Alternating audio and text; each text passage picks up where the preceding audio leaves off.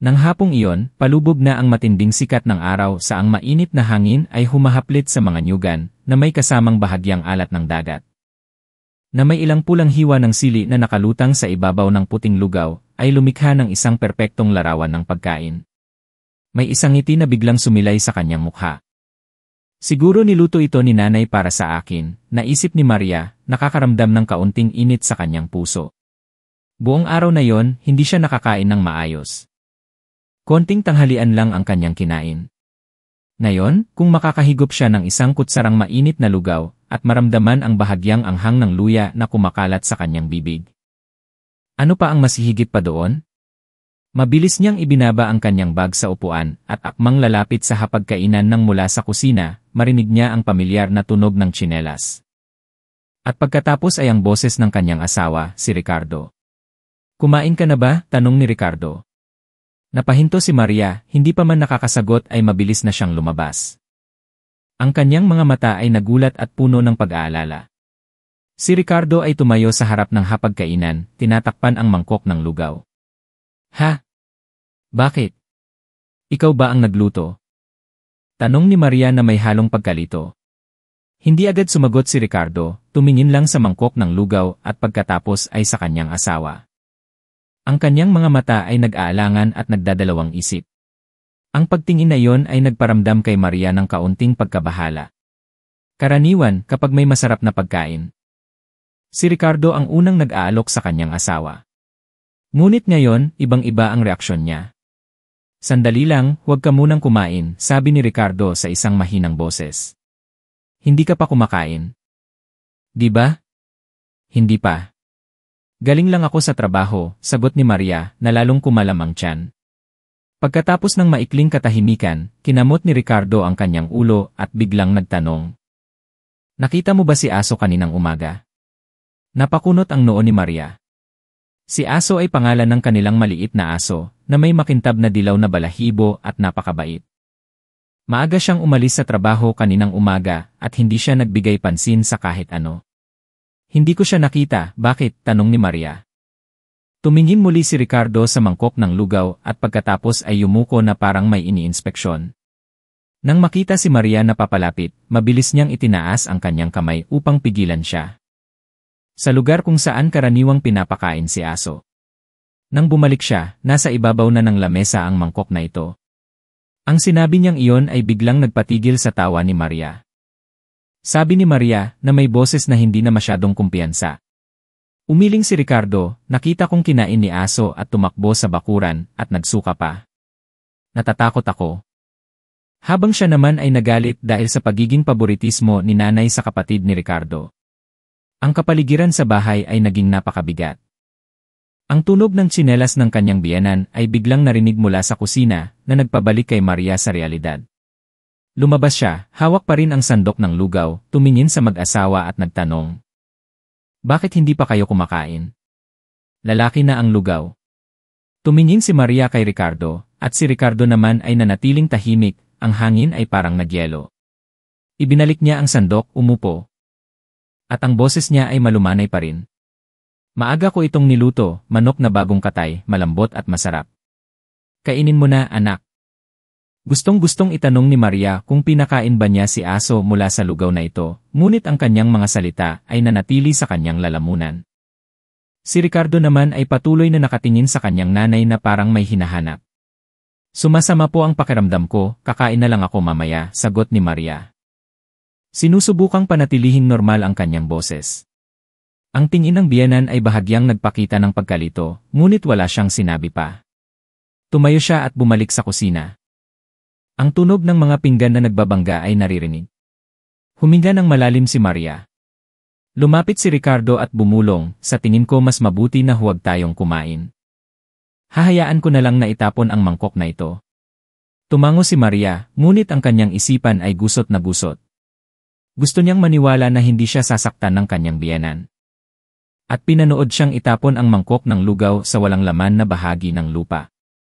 Ang mainit na singaw ay umuusok mula sa lugaw, na humalo sa malamig na hangin sa hapon. Ngunit nang itapon ang lugaw, nagulat si Maria. Sa gitna ng gintong lugaw at karne ng manok ay isang maliit na madilim na bagay na parang buto. Yumuko siya upang tingnan ito ng malapitan. Ngunit mabilis na humakbang si Ricardo at tinakpan ito ng lupa. Huwag mo nang tingnan, mabilis niyang sinabi, sasabihin ko na lang sa iyo mamaya. Lunok ni Maria. Maraming tanong ang nagsasalitan sa kanyang isipan, ano ang bagay na yon? Tinangka ba talaga siyang saktan ng kanyang biyenan? At bakit ngayon? Nang gabing iyon, habang kumakain ang pamilya. Nakangiti ang biyenan na parang walang nangyari. Ang mangkok ng lugaw na may manok ay wala na sa lamesa, sa halip ay isang plato ng isda, isang mangkok ng gulay, at pinakuluang karne. Sinubukan ni Maria na matapos ang kanyang pagkain, ngunit ang kanyang lalamunan ay tuyong-tuyo. Nang iabot ni Ricardo ang kanyang mangkok sa kanyang nanay para kumuha ng mas maraming kanin. Hindi sinasadyang nahuli ni Maria ang tingin niya. Mabilis ang tingin, ngunit sapat na para makita niya ang isang bagay, hindi naman pagkamuhi ngunit parang babala. Nanginginig si Maria. Isang tahimik na takot ang nagsimulang lumaki sa kanyang puso. Hindi niya alam kung paano haharapin ang sitwasyong ito, ngunit ang pakiramdam ng pagkabahala ay bumalot sa kanya buong gabi. Pagdating ng gabi, ang malamig na hangin ay pumasok sa mga puwang ng bintana. Nakahiga si Maria sa tabi ni Ricardo, naririnig ang regular na paghinga nito, ngunit hindi siya makatulog. Ang imahe ng lugaw na may manok, ang tingin ng kanyang biyenan, at ang madilim na bagay sa lugaw ay malinaw na lumitaw sa kanyang isipan. Hindi siya pinayagang tingnan itong mabuti. Bahagyang tinulak ni Maria si Ricardo at bumulong, gising ka muna sandali. Dinilig ni Ricardo ang kanyang mga mata, ang kanyang boses ay inaantok pa. Bakit? Anong problema? Ang lugaw kaninang hapon. Ano ang madilim na bagay na yon? Tahimik si Ricardo sa loob ng ilang segundo at pagkatapos ay lumingon sa kanyang asawa. Ang kanyang mga mata ay nag-aalangan. Hindi ako sigurado pero hindi ito parang pampalasa. Mukha itong ilang uri ng buto. May kakaiba ang amoy. Nagulat si Maria. Gamot ibig mong sabihin, lason. At hinding-hindi niya gagawin ang anumang bagay na mapanganib sa kanyang manugang. Ngunit ngayon, sa dilim ng silid, ang pag-iisip na yon ay naglalaho. Lumingon si Maria, nakaharap sa dingding. Wala nang sinabi si Ricardo, hinilalang niya siya papalapit, ngunit ang init ng katawan ng kanyang asawa ay hindi nakapagtaboy sa malamig na pakiramdam sa kanyang puso. Nang sumunod na umaga, ang pagtahon ng aso na si Aso sa bakuran ang gumising kay Maria. Bumangon siya sa kama at nakita si Ricardo na matagal nang gising. Sa labas, ang maagang sikat ng araw sa tag-init ay nagbigay ng gintong kulay sa bakuran. Ang biyenan ay nakaupo sa balkonahe, may hawak na basket ng munggo, pinipili ang bawat buto. Tumakbo papalapit sa kanya at tumahol ng ilang beses. Kakaiba ang tunog ng tahol niya, na parang paos at mahina, hindi tulad ng dati na malakas. Tanong ni Maria, sinusubukang panatilihin ang kanyang boses na normal. Tumingin ang biyenan, nakasimangot. Normal lang ba? Kanina nakita kong medyo malungkot siya. Mahinang idathi, sabi niya. Kahit aso, minsan ay sumasama ang pakiramdam, huwag kang mag-alala. Ang maikling sagot na iyon ay nagparamdam kay Maria na mas malinaw ang hindi nakikitang distansya sa pagitan nilang dalawa. Bahagya siyang tumango at pumunta sa kusina upang ihanda ang kanyang almusal. Ngayon, wala siyang hinawakan sa anumang pagkain na luto na. Sa halip, nagluto siya ng itlog, nagtimpla ng gatas. At kumain ng tahimik. Maagang umalis si Ricardo para magtrabaho. Bago umalis, bumulong siya kay Maria. Dadalin ko ang ilang buto mula sa lugaw kahapon sa kaibigan ko sa laboratorio. Kung mayroon, sasabihin ko sa iyo agad. Tumango si Maria. Gayunpaman, mabilis pa rin ang tibok ng kanyang puso, pakiramdam niya ay may hindi nakikitang lubid na humihigpit sa kanyang dibdib. Pagsapit ng tanghali. Habang nagpapahinga si Maria, may kumatok sa pintuan. Si Aling Teresita, ang kapitbahay at matalik na kaibigan ng kanyang biyenan. Pumasok si Aling Teresita na may tuwang-tuwa, Maria. Kahapon nakita kong bumili ang biyenan mo ng manok sa palengke at nagluto ng masarap. Nakakain ka na ba? Napahinto si Maria. Lugaw na may manok, ate. Tumango si Aling Teresita. Pero kakaiba. Pagbalik niya, nakita kong tinanong niya si Mano sa kanto tungkol sa ilang uri ng dahon, hindi ko masyadong narinig. Biglang nakaramdam ng lamig sa likod si Maria. Hindi napansin ni Aling Teresita. Patuloy siyang nakipagkwentuhan at pagkatapos ay umalis. Ngunit ang mga salitang iyon ay parang karayom na tumusok sa mga pagdududa na kumukulo sa isipan ni Maria. Nang hapon, tumawag si Ricardo. Ang kanyang boses ay seryoso. Huwag mong sabihin sa kahit sino, pero sinabi ng kaibigan ko na ang mga buto na iyon ay mukhang buto ng isang uri ng pamatay peste na nasa forma ng tableta. Kung makakain ito, kahit maliit na halaga ay mapanganib. Nahilo si Maria, nanginginig ang kanyang kamay, halos mahulog ang telepono. Sigurado ka? Tanong niya, paos ang boses. Wala pa akong opisyal na resulta ng pagsusuri, ngunit sa mata lang, malaki ang posibilidad na ganoon nga. Kailangan mong mag-ingat. Umupo si Maria sa upuan sa kanyang isipan. Ang mga imahe ng kanyang biyenan ay naghalo-halo. Ang kanyang tawa, ang kanyang seryosong mukha, at ang sandali na niluluto niya ang lugaw na may manok kahapon. Lahat ng ito ay nagdulot sa kanya ng takot at kalungkutan. Nang gabing iyon, normal pa rin ang pagkain ng pamilya. Patuloy na naglagay ng pagkain ang biyenan kay Ricardo. At nagtanong ng ilang tanong tungkol sa panahon. Tanging si Maria lang ang kumain ng kaunti. Lihim niyang pinapanood ang bawat kilos niya, ang bawat tingin. Ngunit wala siyang nakitang malinaw na palatandaan. Nang matapos ang pagkain, biglang sinabi ng biyenan, bukas, magluluto ako ng lugaw para sa buong pamilya. Ang lagay ng panahon na yon ay perpekto para sa lugaw. Nagulat si Maria at tumingin kay Ricardo. Yumuko lang siya upang kumain, walang sinabi, ngunit nagtagpo ang mga mata ng mag-asawa. Sapat na upang maunawaan na pareho silang iisang bagay ang iniisip. Nang gabing iyon, hindi nakatulog si Maria. Nakahiga siya, nakatingin sa kisam, iniisip ang tungkol sa susunod na araw. Kung sadyang sinadya ito ng kanyang biyenan, ano ang dahilan? Ito ba ay dahil sa away tungkol sa pera o dahil hindi niya kailanman tinanggap siya? Biglang naalala niya ang tungkol sa oras na ikinasal sila. Noong panahong iyon, sinabi niya kay Ricardo na gusto ko lang na magpakasal ka sa isang tao na marunong magtipid at mapanatili ang kapayapaan. Ang mga salitang iyon na iyon ay may ibang kahulugan. Parang isang paalala na may kasamang babala. Sa labas, tumahol si aso, ang tahol ay mahina pa rin at paos. Umupo si Maria, hinila ang bintana at tumingin sa labas. Sa ilalim ng madilim na buwan, nakita niyang nakatayo ang biyenan sa sulok ng bakuran, nakayuko sa isang kaldero. Ang singaw ay umuusok na may kakaibang amoy. Pinigil ni Maria ang kanyang hininga.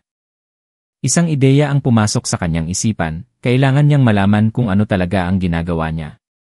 Ngunit paano niya ito gagawin nang hindi siya mahuhuli? Bahagyang bumalik si Maria sa likod ng kurtina, mabilis ang tibok ng kanyang puso. Ang madilim na buwan ay nagbigay liwanag sa anino ng kanyang biyenan na nakayuko sa kaldero. Ang tunog ng kumukulong tubig ay naririnig, kasama ng mahinang tunog ng paghalo.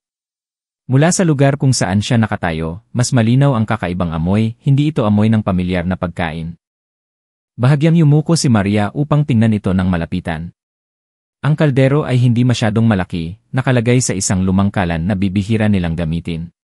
Sa dilim, nakita niyang paminsan-minsan ay kumukuha ang kanyang biyenan ng isang maliit na sandok, kumukuha ng isang bagay sa kaldero at ibinubuhos sa isang basket na nakalagay sa tabi. Isang malamig na hangin ang umihip at ang kurtina ay bahagyang gumalaw. Natakot si Maria na maririnig siya, kaya mabilis siyang umatras, pinigil ang kanyang hininga. Pagkatapos ng ilang sandali, dinala ng biyenan ang basket at pumunta sa bodega. Dahan-dahang nawala ang kanyang anino, tanging ang tunog na lang ng tsinelas ang naririnig sa sahig. Bahagyang binuksan ni Maria ang pintuan ng silid at mahinang bumaba sa hagdan. Pumunta siya sa bakuran, lumapit sa kalan. Ang kaldero ay mainit pa, sa loob ay may malabong dilaw na tubig, na may ilang kakaibang dahon na hindi pa nakita ni Maria sa kusina. Inilapit niya ang kanyang ilong upang amuyin, isang malakas na amoy ang biglang pumasok sa kanyang ilong na nagpaubo sa kanya. Nang marinig ang tunog, si aso sa sulok ng bakuran ay tumingin sa itaas at mahinang "Arf," sabi niya. Sininyasan siya ni Maria na manahimik at bumalik sa bahay. Hindi siya naglakas loob na manatili sa labas ng matagal, takot na biglang bumalik ang kanyang biyenan. Bumalik sa silid, humiga siya sa kama. Ngunit ang kanyang isipan ay hindi makapigil sa pag-isip. Ano ang laman ng basket na yon? Para saan ang tubig sa kaldero? At bakit niya ito ginagawa sa gabi ng lihim? Gusto niyang tawagan si Ricardo, ngunit natatakot siyang gisingin siya. Sa susunod na araw, kailangan niyang hanapin ang paraan upang sabihin sa kanyang asawa. Nang sumunod na umaga, ang manok na ito ay bagong katay ngayong umaga, napakasariwa. Sinubukan ni Maria na maging kalmado. Tutulungan ko po kayo, nanay. Hindi na kailangan, sabi niya. Magpahinga ka na lang. Kakain ka na lang mamaya. Ang kanyang mga salita ay malumanay, ngunit ang kanyang boses ay may pagkamatatag na parang ayaw niyang may sinumang lumapit sa kaldero ng lugaw. Nagpaalam si Maria at pumunta sa bakuran, ngunit ang kanyang mga mata ay nakatingin pa rin sa kusina. Bumalik si Ricardo sa bahay bandang tanghali. Nang makita niya ang kanyang asawa, bumulong siya. Ang resulta kahapon ay tama ang hula ko, ang mga buto na yon ay pamatay pest na may mataas na dosis. Kung may kumain ito, tiyak na mapanganib. Namutla si Maria. Kaya ano sa tingin mo? Tumingin si Ricardo sa kanyang asawa at mabilis na sumilip sa kusina. Ayoko mang magduda, pero ang bagay na ito ay masyadong nagkataon. Tahimik ang dalawa sa loob ng mahabang panahon. Ang boses ng biyenan ay naririnig mula sa kusina. Lumabas na kayo at kumain ng lugaw, mga anak. Pumasok si Maria at Ricardo. Ang lugaw ay inilagay sa malaking mangkok, umuusok. Ang amoy ng manok ay masarap, na may kaunting anghang ng luya. Inilagay niya ang mangkok ng lugaw sa harap ni Maria, na may malaking ngiti. Kainin mo na, anak, mainit pa. Hawak ni Maria ang kutsara, ngunit nanginginig ang kanyang kamay. Si Ricardo ay nakaupo sa tabi, ang kanyang mga mata ay tense. Naalala ni Maria ang nakaraang gabi. Busog na po ako, kaunti lang ang kakainin ko, mahinang sabi ni Maria. Kumunot ang noo niya. Busog ka na ngayong umaga. Ang lugaw na ito ay niluto ko lalo na para sayo. Tumigil si Ricardo. Hayaan mo na akong kainin ito para kay Maria. Kakain na lang siya ng kanin mamaya. Tumingin siya sa mag-asawa at nanatiling tahimik.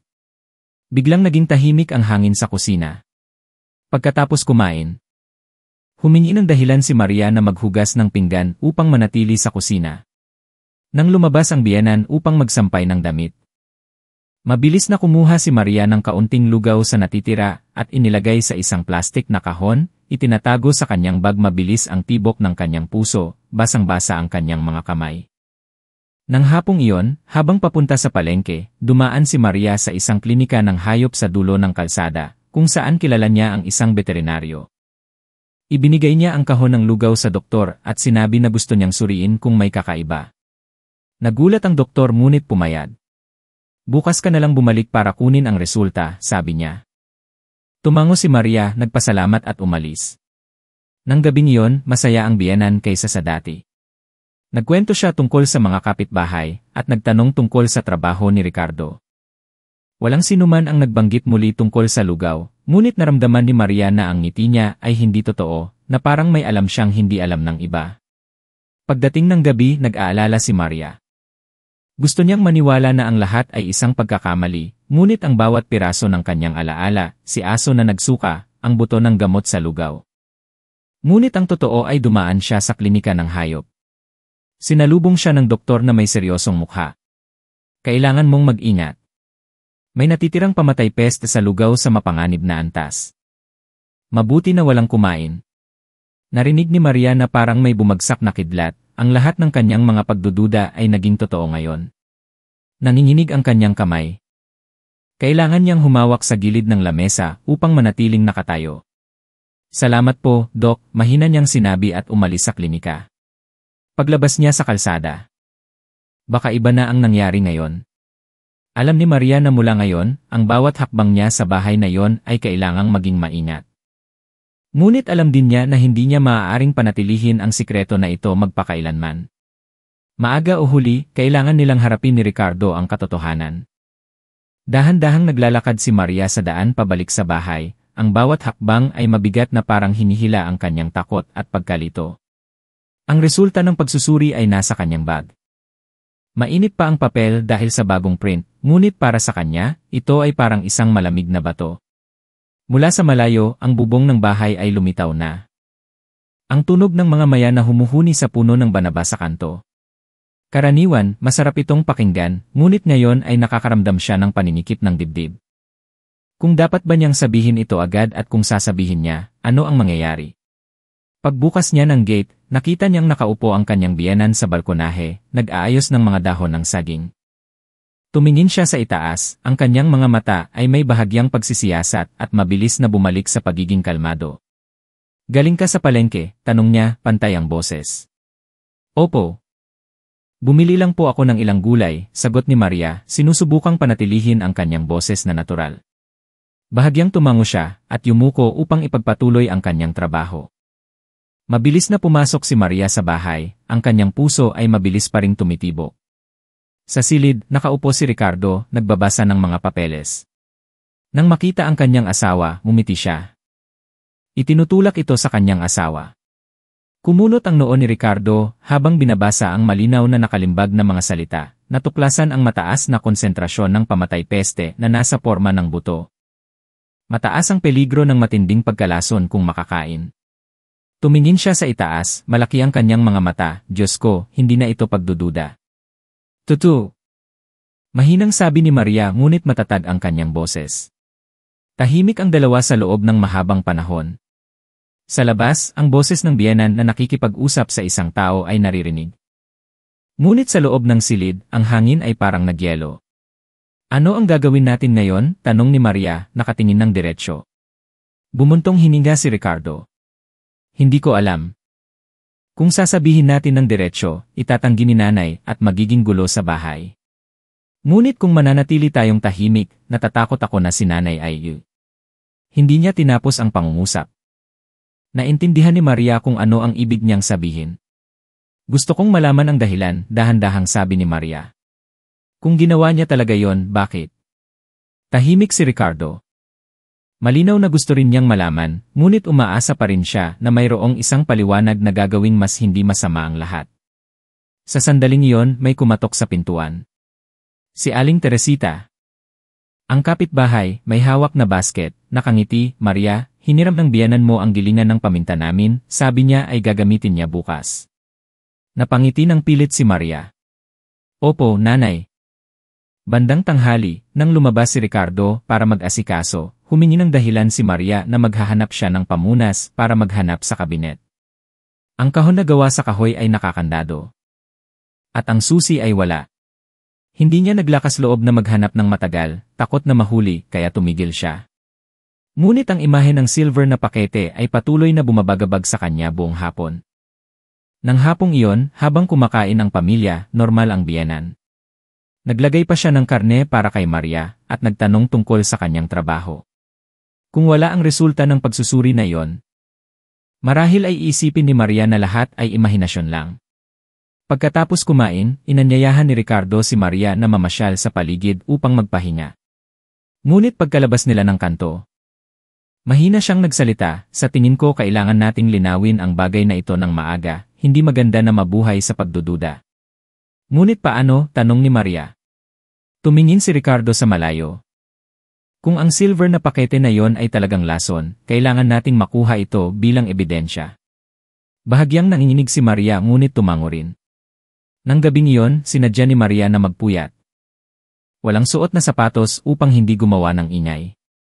Nandoon pa rin ang kahon na gawa sa kahoy, yumuko siya upang dahan-dahang hilahin, nakakandado pa rin. Umupo siya.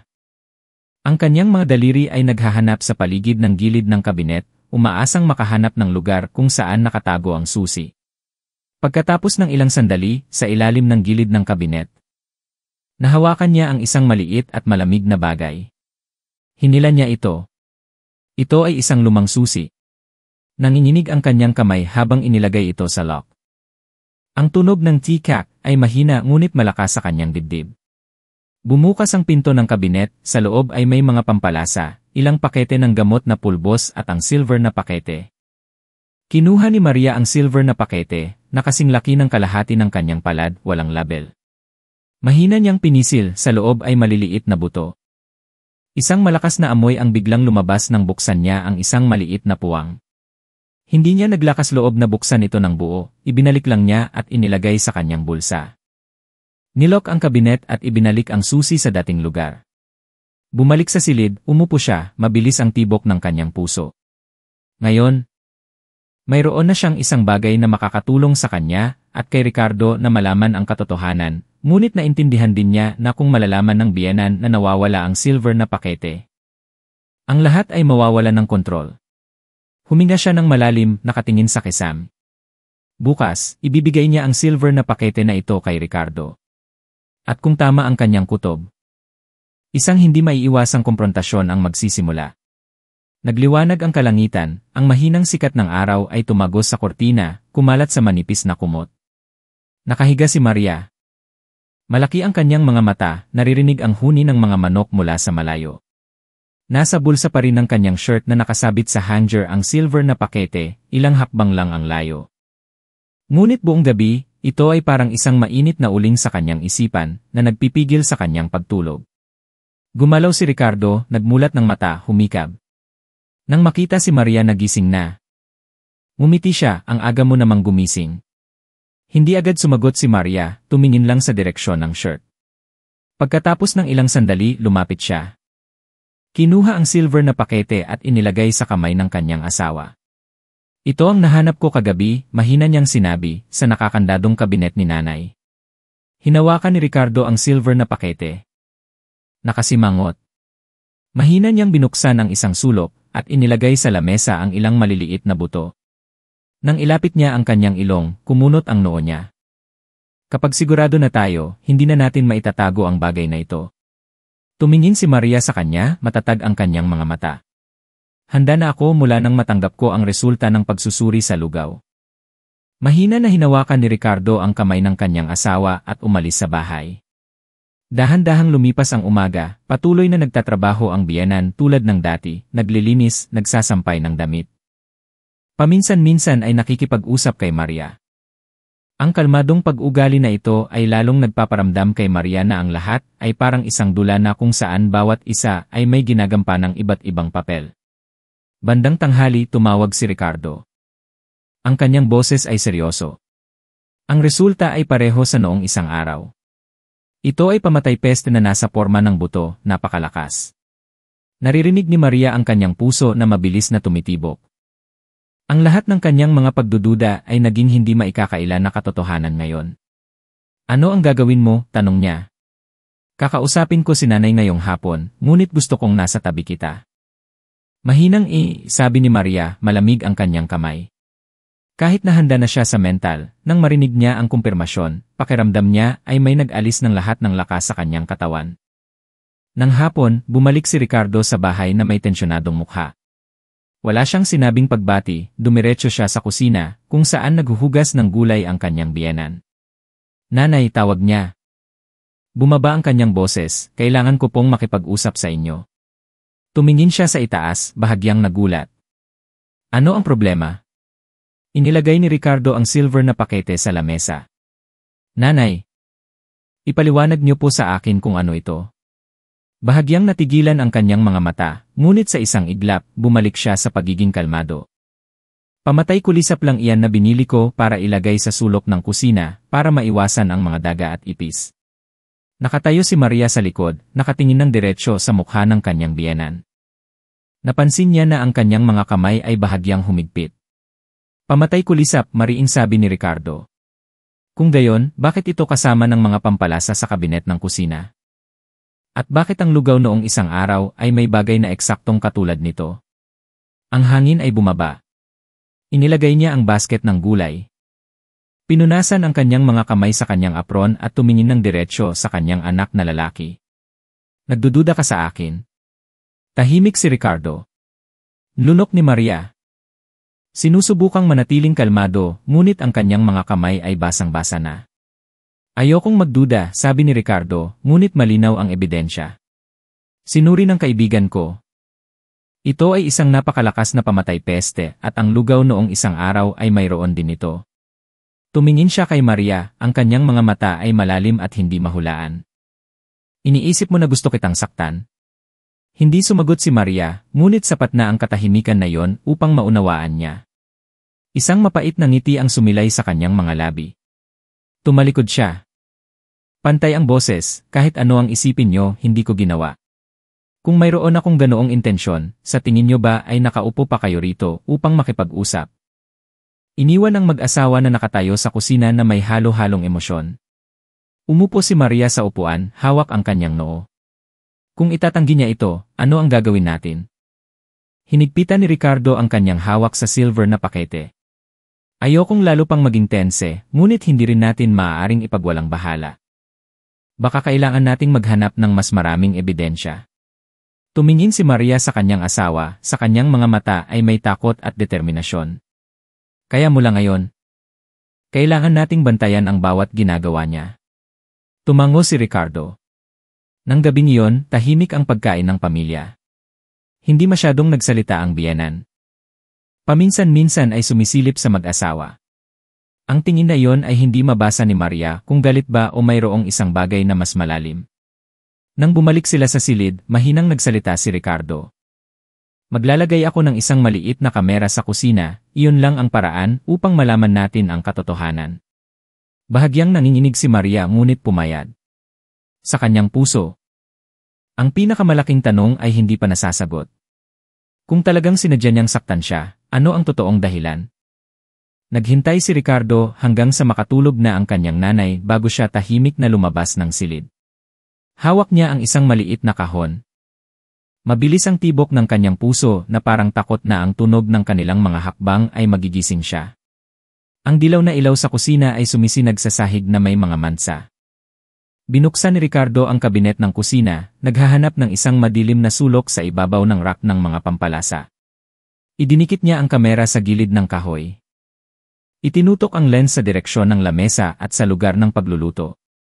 Mula rito, sinuman ang magbukas ng kaldero o humawak sa pagkain ay makikita sa frame. Nakatayo si Maria sa tabi. Pinigil ang kanyang hininga habang ginagawa niya ito. Nang matapos, bahagyang tumango si Ricardo, sinasabihan siyang umalis sa kusina agad upang maiwasan ang ingay. Pagbalik sa silid, bumulong si Maria, paano kung malaman ni nanay?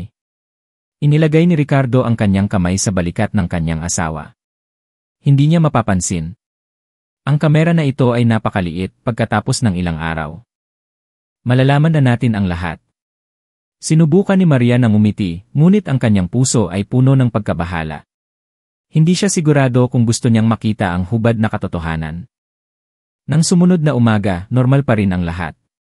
Maagang gumising ang biyenan, nagwawalis sa bakuran, nag-init ng tubig at pumunta sa kusina upang ihanda ang almusal. Nakaupo si Maria sa lamesa.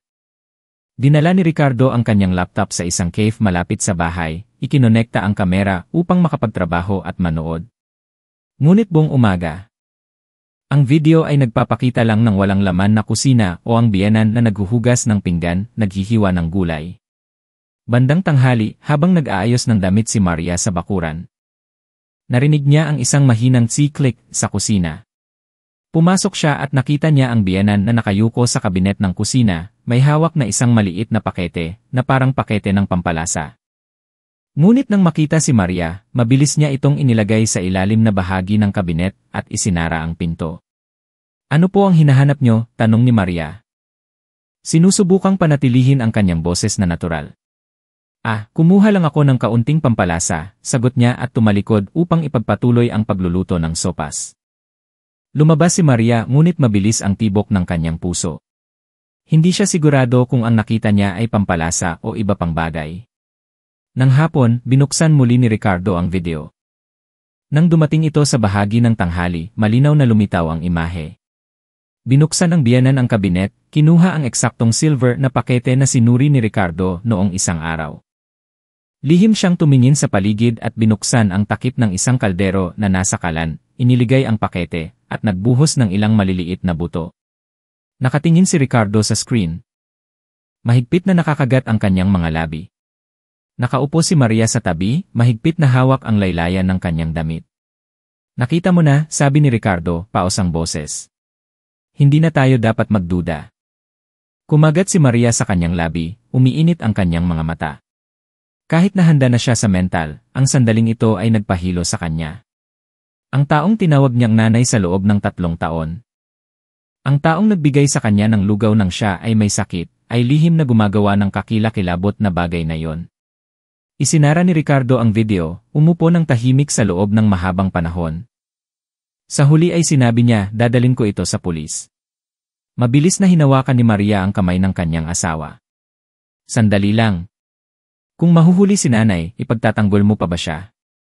Tumingin si Ricardo sa kanya, namumula ang kanyang mga mata. Ito ay pagpatay kung kinain mo ang buong mangkok ng lugaw noong isang araw di.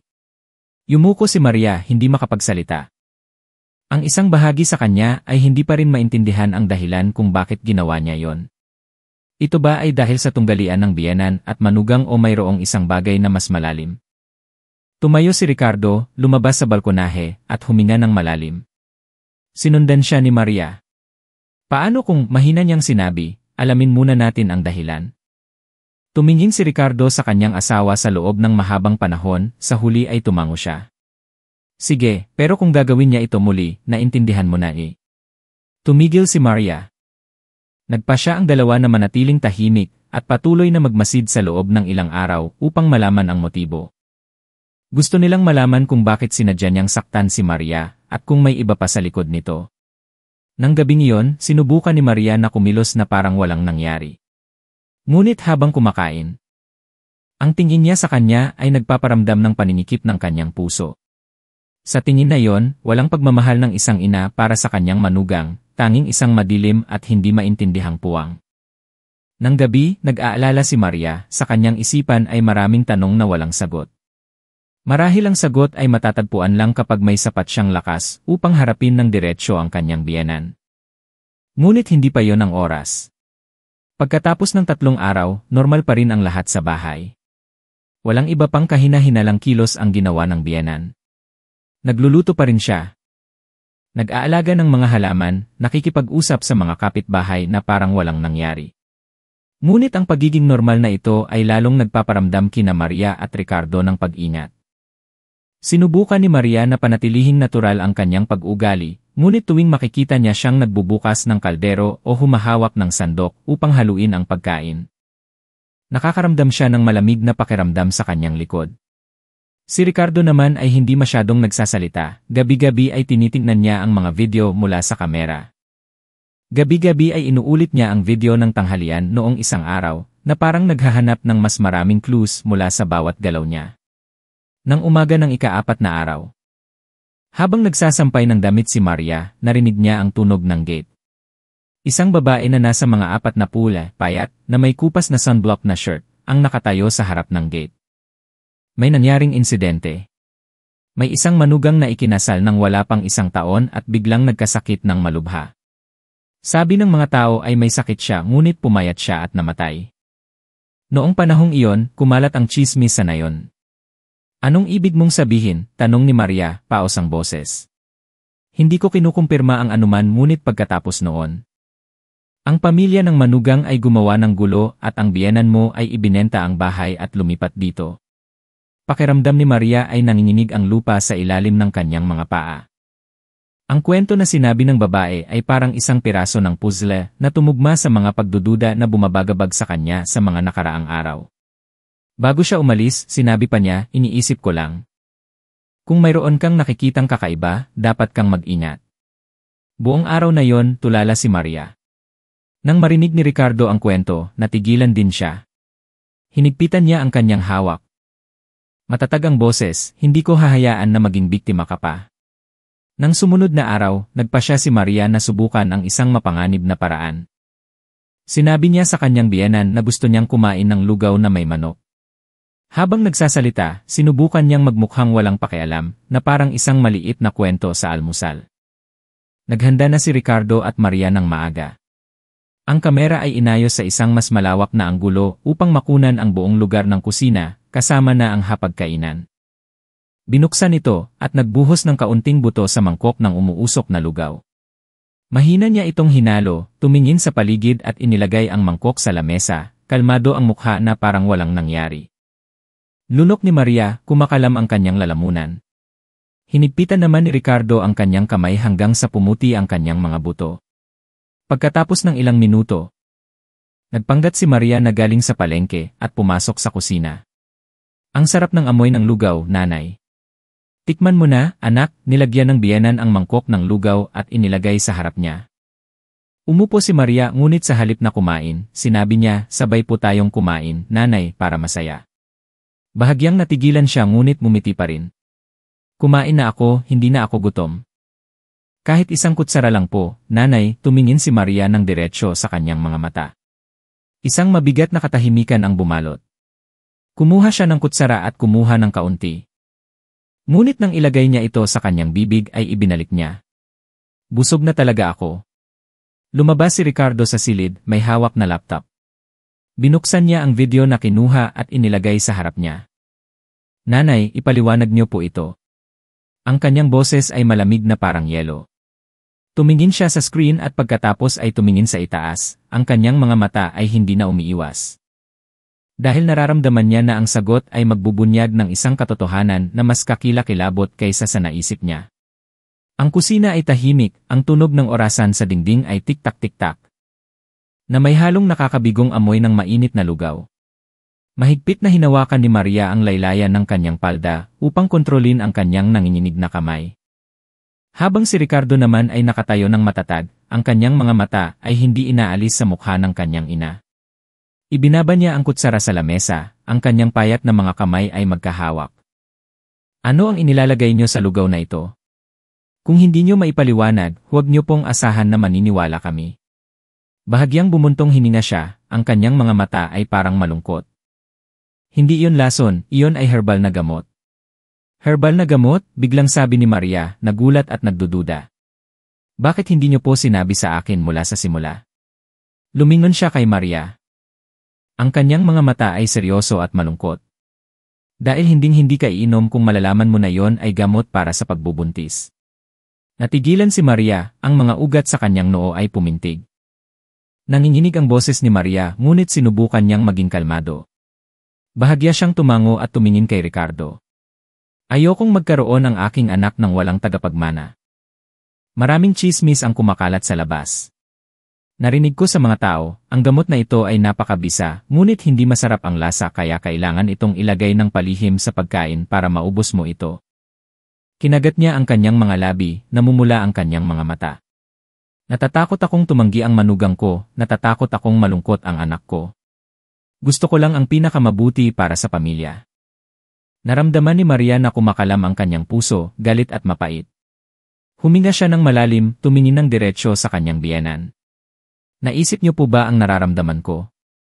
Pinag-usapan na namin ni Ricardo, ang pagkakaroon ng anak ay isang biyaya ng langit. Kung wala pa, maghihintay kami at hindi kami susunod sa mga tsismis o pipilitin ang isa't isa.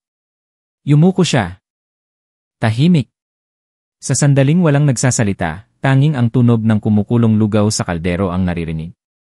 Lumapit si Ricardo, mahina ngunit matatag ang boses, Nanay, mahal ko si Maria. Pinakasalan ko siya dahil siya ang gusto kong makasama habang buhay at hindi dahil sa pagkakaroon ng anak. Kung magkakaanak kami sa hinaharap, iyon ay isang kaligayahan. Ngunit kung hindi, magiging masaya pa rin kami. Kailangan niyo pong maintindihan iyon. Tumingin siya sa itaas, ang kanyang mga mata ay puno ng luha. Ngunit natatakot ako sa mga tsismis. Dati, naranasan ko na ring hamakin ng mga kamag-anak dahil hindi ako nakapagluwal ng anak na lalaki. Ayokong marinig din iyon ni Maria. Nang marinig iyon ni Maria, ngunit kahit na naintindihan niya, hindi niya maaaring ipagwalang bahala ang kanyang ginawa. Nanay, naintindihan ko ang pag-aalala niyo. Ngunit ang pagtatago at pamimilit ay hindi ang tamang paraan upang protektahan ako, dahan-dahang sabi ni Maria. Kung mahal niyo po ako, maniwala at igalang niyo po ang aming desisyon. Naging tahimik muli ang kusina. Isang simoy ng hangin ang dumaan sa bintana na nagpausok sa lugaw. Inilagay niya ang kanyang kamay sa gilid ng kanyang mata at bahagyang tumango. Patawad, mali ako. Huminga ng malalim si Ricardo, na parang inalis niya ang isang malaking bato sa kanyang dibdib. Naramdaman din ni Maria na mas gumaan ang kanyang dibdib, kahit na may kaunting pag-ingat pa rin. Nang gabing iyon, nang silang dalawa lang sa silid, niyakap ni Ricardo si Maria. Patawad dahil pinalampas ko ang mga araw na iyon na puno ng tensyon. Inilagay ni Maria ang kanyang ulo sa balikat ng kanyang asawa, bahagyang umiling, hindi mo kasalanan, ang mahalaga ay malinaw na ang lahat ngayon. Hinalikan ni Ricardo ang noo ng kanyang asawa. At bumulong, mula ngayon, iproprotektahan kita mula sa lahat ng bagay na nagdudulot ng takot sa iyo, kahit mula sa sarili kong pamilya. Bahagyang umiti si Maria. Ngunit sa kanyang mga mata ay may kislap ng pag-aalala. Dahil alam niya na minsan ang nakaraan ay hindi madaling bitawan at ang matagal nang nakatanim na diskriminasyon sa pag-isip ng isang henerasyon ay maaaring bumalik anumang oras. Pagkatapos ng isang linggo na parang tahimik na ang lahat, bumalik sa normal ang pagkain sa bahay. Hindi na binanggit ng biyenan ang tungkol sa pagkakaroon ng anak o ang tungkol sa herbal na gamot. Inisip ni Maria na nagbago na talaga siya. Ngunit ng umaga na yon, habang inihatid ni Maria si Ricardo sa pintuan para magtrabaho, tumunog ang telepono niya, sa screen ay ang numero ni Feli. Ang kanyang pinsan sa panig ng kanyang asawa. Ate Maria, mahina ngunit mabilis na boses ni Feli, narinig ko kay nanay na parang may nagsabi na hindi ka makapag-anak. Natigilan si Maria. Mabilis ang tibok ng kanyang puso. Sino ang nagsabi? Hindi rin ako sigurado pero narinig ko raw na kahapon. Nagkwento ang biyenan mo sa palengke tungkol sa pag-inom mo ng herbal na gamot at nag-isip-isip na ang mga tindera, mabilis na kumalat ang chismis, ate. Pinutol ni Maria ang tawag. Ang kanyang puso ay nag-aalab. Pumasok siya sa kusina at nakita ang biyenan na namimitas ng gulay. Nanay, kahapon po ba ay nagkwento kayo tungkol sa akin sa palengke? Diretsyo niyang tanong. Bahagyang natigilan siya at mumiti ng pilit. Nagkwento lang ako ng walang direksyon, hindi ko naman akalain na magiging chismis. Pero alam niyo po ba na ang mga salitang iyon ay nakakasakit? Nabulunan ang boses ni Maria. Ibinaba niya ang gulay at nagbigay ng dahilan. Wala akong masamang intensyon, gusto ko lang ibahagi sa mga tao ang karanasan. Naramdaman ni Maria na sumikip ang kanyang dibdib, ang lahat ng kanyang pag-asa na magiging maayos na ang relasyon nila ay nawala. Nang hapong iyon, pagbalik ni Ricardo sa bahay. Nakita niya ang kanyang asawa na nakaupo sa upuan, namumula ang mga mata. Nagtanong siya, at ibinigay lang ni Maria ang kanyang telepono sa kanyang asawa upang makinig sa tawag ni Feli. Pagkatapos makinig, kumunot ang noo ni Ricardo. Dumiretso siya sa kusina at kinausap ang kanyang nanay sa isang mas matinding boses kaysa sa dati. Nanay, sinabi ko na po, ang pamilya ay pribado. Bakit niyo po ito sinabi sa ibang tao? Kumunot ang noo niya. Hindi ko akalain na seryoso ito. Hindi seryoso, matatag na sabi ni Ricardo. Ngayon, alam na ng buong kapitbahay ang kwento.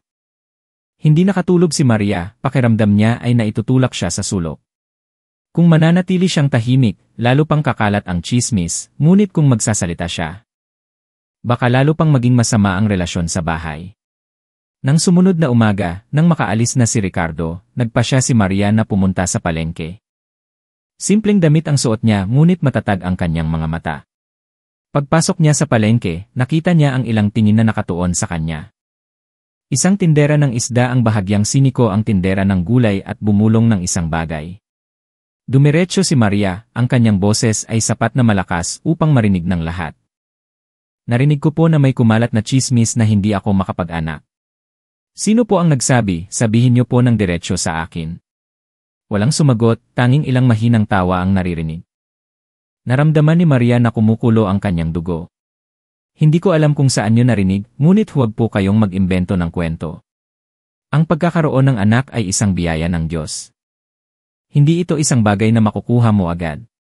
Bawat isa ay may pamilya, huwag po kayong magtanim ng galit sa ibang tao. Nalito ang tindera ng isda. Huwag mo kaming bigyan ng maling kahulugan. Narinig lang namin sa biyenan mo. Nang marinig iyon ni Maria, pakiramdam niya ay nahulog siya sa isang bangin.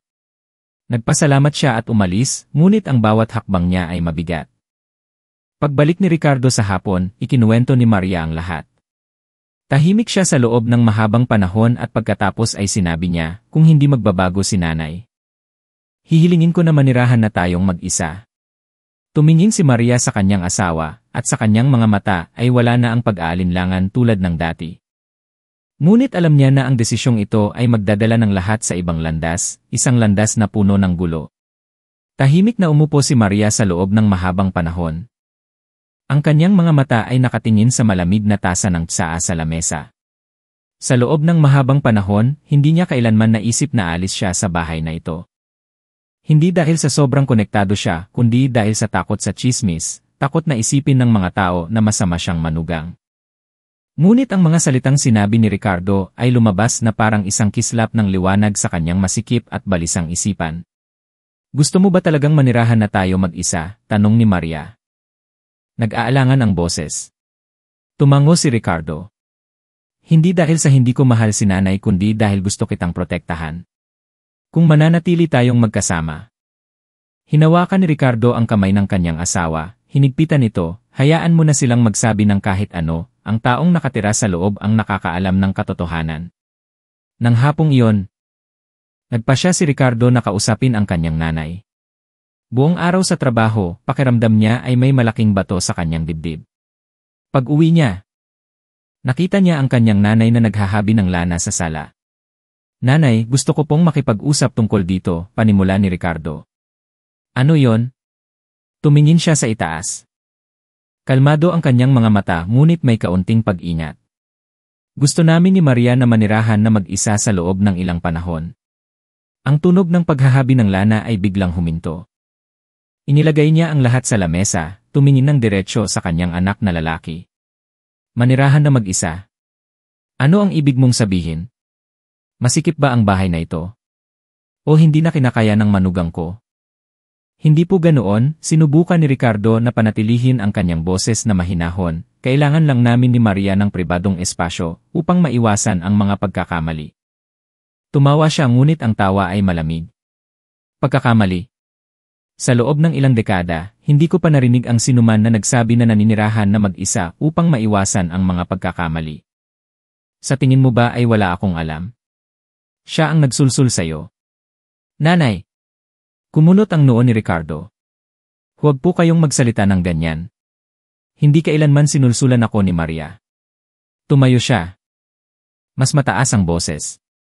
Pinalaki kita, pinakasalan kita, ngayon gusto mo akong iwanan ng mag-isa, gusto mo bang pagtawanan ako ng mga kapitbahay?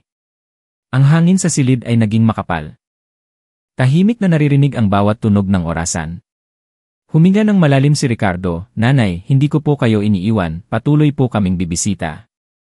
Mas magiging mabuti lang ang lahat kung maninirahan kaming mag-isa. Huwag mo nang ipaliwanag, putol niya. Kung gusto mong umalis, umalis ka na, ngunit kapag lumabas ka sa bahay na ito, huwag ka nang babalik. Natigilan si Ricardo, kumakalam ang kanyang puso. Hindi niya akalain na magiging ganoon katindi ang reaksyon ng kanyang nanay. Narinig ni Maria ang lahat sa likod ng pintuan ng kusina, sa kanyang puso ay may isang pakiramdam na masakit at takot. Alam niya na kung susundin ni Ricardo ang kanyang gusto, masisira ng husto ang relasyon nilang mag-ina. Nang gabing iyon, magkatabi silang nakahiga, ngunit walang sinuman ang nakatulog. Niyakap ni Ricardo ang kanyang asawa, bumulong. Gusto mo bang itigil ito? Natatakot akong malungkot si nanay. Umiling si Maria. Ayokong pumili ka sa pagitan namin, ngunit kung magpapatuloy ito, natatakot ako na hindi ko na ito kayang tiisin. Tahimik si Ricardo. Sa dilim, binuksan niya ang kanyang mga mata at tumingin sa kisame, na parang naghahanap ng isang sagot na wala sa kanya. Nang sumunod na umaga, bago pa man makaalis si Ricardo, naghanda na siya ng almusal. Ang pagkain ay tahimik, at nang tumayo si Ricardo, sinabi niya, pag-isipan mo itong mabuti kung maninirahan ka na mag-isa. Para sa akin ay nawala na ang anak kong lalaki. Lumingon si Ricardo at tumingin ng diretsyo sa mata ng kanyang nanay.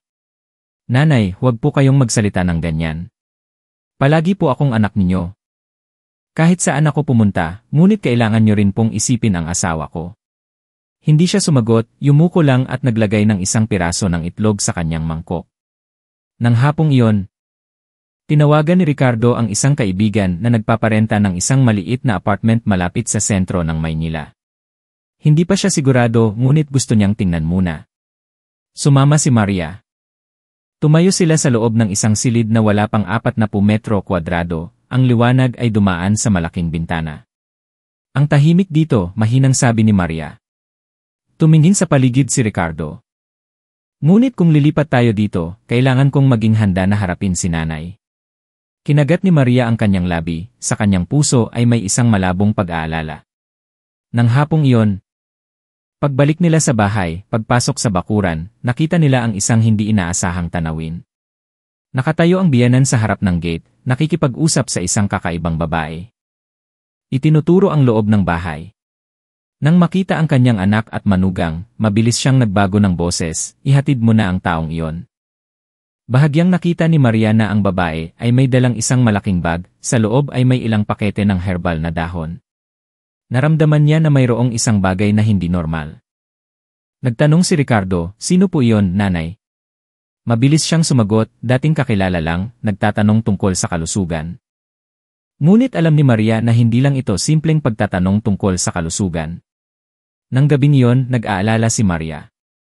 Ang imahe ng babaeng may dalang bag ng herbal na dahon ay patuloy na gumagala sa kanyang isipan. Hindi niya maintindihan kung bakit tinatago ng kanyang biyenan ang bagay na ito. Na parang may isang hindi nakikitang lubid na hinihila ng mahigpit sa pagitan niya at ng bahay na ito. Nang sumunod na umaga, nang makaalis na si Ricardo para magtrabaho. Nagpanggap si Maria na naglilinis sa harap ng bakuran, ngunit sa totoo lang ay nag-aabang siya kung may darating. At talagang, bandang 0:10 ng umaga, muling lumitaw ang babae noong isang araw. Mabilis na binuksan ng biyenan ang gate at hinila ang babae sa loob ng bahay. Dahan-dahang lumapit si Maria sa pintuan ng kusina, nagtago sa likod ng dingding. Mahina ang boses ng pag-uusap. Naubos na ba ang binigay ko kahapon, boses ng babae? Naubos na pero wala pa ring epekto. Subukan mong gawing mas matapang. Hindi na ako makapaghintay. Ang boses ng biyenan ni Maria ay puno ng pag-aalala. Malinaw na narinig ni Maria ang tunog ng mga dahon at ang tunog ng kumukulong tubig na ibinubuhos sa isang teko. Pumasok ang biyenan, kalmado pa rin ang kanyang mga mata, ngunit malinaw na nakita ni Maria ang isang sandali ng pag-ingat nang tumingin siya sa kanya. Kumain ka na ba? Tanong niya. Opo, hindi pa. Sagot ni Maria, sinusubukang maging natural. Kung ganoon, hindi na kailangang magluto, mayroon akong masarap na pagkain. Ngumiti siya at dinala mula sa kusina ang isang mangkok ng mainit na lugaw. Bahagyang nanginginig si Maria. Ang amoy ng lugaw na ito ay kakaiba kaysa sa dati. Ito ay may amoy ng malagkit na kanin, ngunit may halong isang mahinang nakakabigong amoy. Katulad ng amoy na naamoy niya kanina. Niluto ko ito ngayong umaga, kainin mo na para lumakas ka. Inilagay niya ang mangkok ng lugaw sa lamesa, nakatingin sa kanya, naghihintay. Lunok ni Maria. Ang isang bahagi ay dahil hindi siya gutom, at ang isa pang bahagi ay dahil sa pagdududa na lumalaki. Kakain na lang po ako mamaya. Medyo masama ang pakiramdam ko ngayon, gusto kong humiga muna. Bahagyang dumilim ang mga mata ng biyenan, ngunit wala siyang sinabi. Tumango lang siya at dinala ang mangkok ng lugaw sa kusina. Narinig ni Maria ang tunog ng pagbubukas ng takip ng kaldero. At ang paglalagay ng lugaw sa isa pang mangkok. Pagkatapos ng isang oras, maagang bumalik si Ricardo sa bahay. Tuwang-tuwa ang kanyang nanay, bumalik ka sa tamang oras. Ang sarap ng lugaw na may manok na niluto ko, kainin mo na habang mainit pa. Nakatayo si Maria sa pintuan ng silid, pinapanood ang kanyang asawa na umupo sa lamesa. Akmang kukuha siya ng kutsara upang kumain, biglang tumingin si Ricardo sa itaas at nagtanong, Nanay, kumain na po ba si Maria? Sabi niya, masama ang pakiramdam niya, kaya hindi pa siya kumakain. Mabilis siyang sumagot. Kumunot ang noo ni Ricardo, lumingon sa kanyang asawa, bakit hindi ka kumakain? Medyo nahihiya si Maria, hindi pa man nakakasagot ay sumabat na ang biyenan. Ang mga babae ay mayroong mga kakaibang kinikimkim, ayaw nilang kumain. Tumingin si Ricardo sa kanyang asawa, ang kanyang mga mata ay parang nagtatanong ng isang bagay. Bahagyang umiling si Maria. Sinasabihan siyang huwag na siyang tanungin, ngunit sa kanyang puso, isang malinaw na pagdududa ang nabuo. Mayroong isang bagay na hindi normal sa lugaw na yon.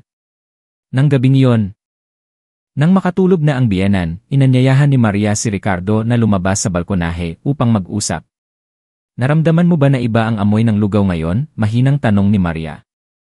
Nag-isip sandali si Ricardo at tumango. Medyo kakaiba talaga. Bakit?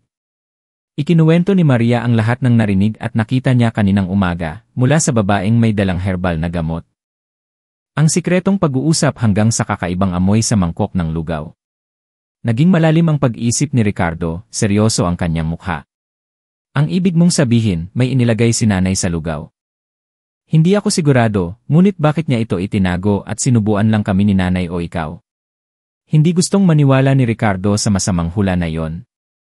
Ngunit ang pag-ugali ng kanyang nanay ay nagpapaisip sa kanya. Bukas, mananatili ako sa bahay upang tingnan kung sino ang babae na iyon, nagpasya si Ricardo. Nang sumunod na araw, nagpanggap si Ricardo na nag-leave sa trabaho at umupo sa sala. Bandang 1:00, tama ang sinabi ni Maria, dumating muli ang babae. Ngunit ngayon, nang akmang hihilahin ng biyenan ang bisita sa kusina, tumayo si Ricardo, magandang araw po, hinahanap niyo po ba si nanay? Bahagyang natigilan ang babae at mumiti ng pilit. Nagdala lang ako ng ilang herbal na dahon para kay nanay mo na inumin niya para lumakas. Anong herbal na dahon po iyan? Diretso na tanong ni Ricardo. Detoxifying leaf, mabilis niyang sagot. Iniiwasan ang tingin ni Ricardo. Sumabat ang biyenan. Anak, ang dami mong tanong, pumasok na kayo sa loob baka mahangin. Walang sinabi pa si Ricardo, ngunit ang kanyang mga mata ay nakatutok pa rin sa bag ng mga dahon. Ang mahinang kakaibang amoy ay lumabas na eksaktong katulad ng amoy sa lugaw noong isang araw. Nang umalis ang babae, mahinang nagsalita si Ricardo, Nanay, kahapon po nang kumain ako ng lugaw, may kakaiba po ang amoy, may idinagdag po ba kayo? Umiti siya ng mapait, herbal na dahon lang. Para lumakas ang katawan. Kung gayon, bakit hindi niyo po sinabi sa amin? Tanong pa ni Ricardo. Wala naman akong dapat sabihin, pampalusob lang naman, mabilis siyang sumagot. Iniiwasan ang usapan. Tumingin ng malalim si Ricardo sa mga mata ng kanyang nanay, ngunit umiwas siya sa tingin. Sa kanyang puso, isang malakas na pakiramdam ng pagkabahala ang lumaki. Nang gabing iyon, nag-usap si Maria at Ricardo, nagpasya sila na bukas, kung muling magluluto siya ng lugaw mula sa mga dahon na iyon, kukuha sila ng sample at ipapasuri. Naramdaman ni Maria na gumaan ang kanyang pakiramdam dahil mayroon na silang plano, ngunit natatakot din siya dahil sa kanyang kutob. Ang resulta ng pagsusuri ay magdadala sa kanila sa isang katotohanan na hindi nila inaasahan. Nang sumunod na umaga, maagang gumising si Maria. Nagpanggap siyang gumagawa ng mga gawain sa bahay tulad ng dati, ngunit ang kanyang puso ay tense na parang isang gitara. Nakaupo si Ricardo sa sala. Naghihintay na makita kung ano ang iluluto ng kanyang nanay ngayon. Bandang 9:00 ng umaga, nagsimulang kumalat ang amoy ng lugaw sa buong bahay. Ang pamilyar na kakaibang amoy ay muling lumitaw. Na may halong amoy ng malagkit na kanin at karne ng manok. Sumilip si Maria kay Ricardo, ang kanyang mga mata ay nagsenyas, ito nga iyon. Ang biyenan ay lumabas sa kusina. May hawak na sandok na gawa sa kahoy, at tinawag, Maria, pumasok ka at tikman kung sapat na ang lasa. Ngumiti ng pilit si Maria at pumasok sa kusina. Nagpanggap siyang kumukuha ng kaunti sa kutsara, nilalamig ito, ngunit hinawakan lang niya ang kanyang labi at ibinalik. Ang biyenan ay parang hindi napansin, patuloy siyang naghalo ng lugaw. Nanay! Ang sarap ng amoy ng lugaw ngayon, kukuha po ako ng kaunti para kay Ricardo. Kusa siyang nagsalita, upang magkaroon ng dahilan na kumuha ng lugaw sa labas. Kumuha ka. Mas masarap kapag mainit pa, sagot ng biyenan, nang walang pagdududa. Kumuha si Maria ng isang maliit na mangkok ngunit sa halip na ibigay sa kanyang asawa. Mabilis siyang nagbuhos ng isang bahagi sa isang garapon na salamin na inihanda niya kagabi at itinago sa kanyang bag. Kinuha ni Ricardo ang mangkok ng lugaw mula sa kanyang asawa. Nagpanggap na kumakain ng ilang kutsara sa harap ng kanyang nanay at pagkatapos ay humingi ng paumanhin na lalabas siya upang bumili ng mga bagay. Sa totoo lang, dinala niya ang garapon na salamin na inilagay ni Maria sa kanyang bag. Nagkita sila sa dulo ng kanto at dumiretso si Ricardo sa isang pribadong klinika ng isang lumang kaibigan, si Javier. Na dating kasama niya sa high school at ngayon ay isang laboratory technician. Nang ikwento ni Ricardo ang sitwasyon, bahagyang kumunot ang noo ni Javier. Masyado ka nang nagdududa. Ngunit CJ, susuriin ko ito para sayo. Bumalik ka rito sa hapon para kunin ang resulta. Tumango si Ricardo bilang pasasalamat at bumalik sa bahay, nagpanggap na galing sa palengke. Nasa kusina pa rin ang kanyang nanay, kalmado ang kanyang mukha, na parang walang alam. Buong tanghali hindi makakain si Maria. Natatakot siya na ang resulta ay magpapatunay sa masamang bagay. At umaasa naman siya na isa lang itong pagkakamali. Bandang 3:03 ng hapon, humingi ng dahilan si Ricardo na lalabas siya upang makipagkita sa isang kaibigan. Ang totoo ay pupunta siya upang kunin ang resulta ng pagsusuri. Ibinigay ni Javier ang sobre, seryoso ang kanyang mukha. Hindi ko alam kung ano ang iisipin mo, ngunit ito ang resulta. 2 beses ko nang sinuri. Binuksan ni Ricardo ang sobre, sa loob ay isang papel na may malinaw na nakalimbag na mga numero. Mayroong maliit na halaga ng gabi, isang uri ng halaman sa kabubatan. Na may mahinang toxicity kung gagamitin ng kaunti, ngunit kung gagamitin ng matagal ay maaaring maging sanhi ng liver failure, nervous disorder at pagbaba ng kakayahang magkaanak. Mabilis na tumibok ang puso ni Ricardo, hinigpitan niya ang papel, paos ang boses, alam mo ba kung para saan ginagamit ang halaman na ito? Karaniwan itong tinatawag na dahon ng gabi. Ginagamit ito ng ilang tao upang ma-abort ng natural o upang pahinain ang katawan, dahan-dahang sagot ni Javier. Ang paliwanag na iyon ay parang isang kutsilyo na tumusok ng diretsyo sa dibdib ni Ricardo. Agad niyang naintindihan kung bakit lihim ang kanyang nanay. Pero bakit? Bakit niya yan ginawa sa sarili niyang manugang? Nagmaneho siya pauwi na may magulong isipan. Nakaupo si Maria sa silid, nagtitiklop ng damit, nang makita ang kanyang asawa, agad siyang tumayo. Ano? Mayroon na bang resulta? Tahimik na ibinigay ni Ricardo ang papel.